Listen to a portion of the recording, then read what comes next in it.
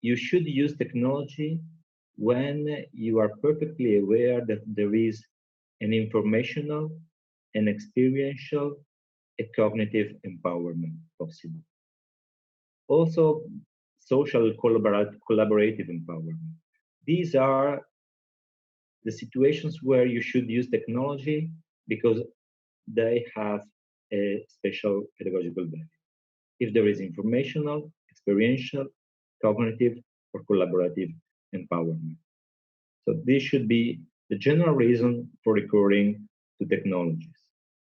The added value of digital media or e-learning environments in teaching and learning in vocational education and training systems is really that it offers a new broad range of access to content, yes, or to technical problems with which I have to learn as an apprentice. I can individualize learning paths as a teacher or trainer. A teacher or trainer has a lot of possibilities to broaden his concept of teaching and learning. He can give access to content to slow learners, to quick learners in a way. He can give content to different learning styles or learners types. We have young ones who prefer to look at a video first before starting a learning task. We have young ones who first want to read something in the background about background information.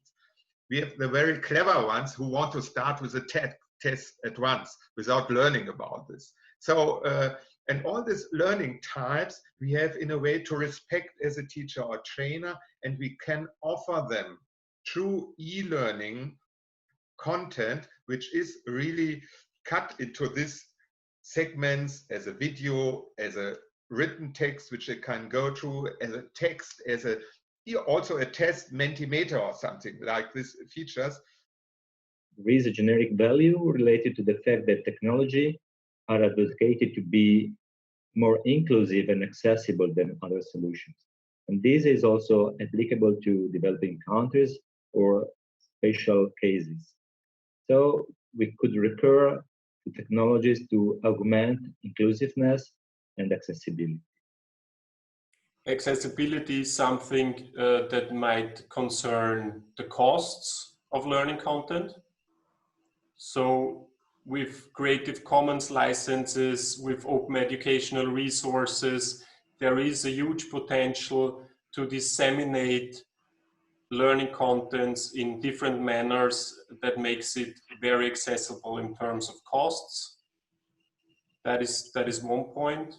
The other point is that when we provide accessible content, it can also be very nicely to use for different people, regardless their competences, regardless their first learning experiences. So accessibility is a cost issue, but accessibility is also an issue of how you can perceive a content, how you can deliver a content for different people in different manners, so that no matter where your strengths and weaknesses are in terms of learning, you might get the right bits and pieces for your strengths and weaknesses.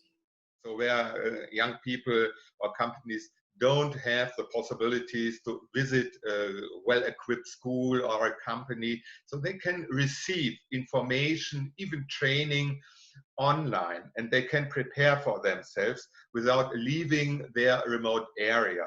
This is really an advantage. It's also an advantage that digital media are accessible for everybody, for boys and girls. They have access to this content. It is possible that especially minority groups can get this information, can have access to this information. And therefore, it is very important that the learning communities that we talk about very often, they find individual ways or even didactic sessions for young ones they are learning in a different style than older ones. Boys and girls might be different, especially in a lot of countries.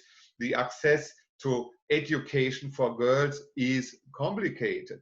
Now digital media open the world of learning also for them. This is very often only theory, but the potential is there, and we have to activate it through really professionalized learning communities or teachers and trainers.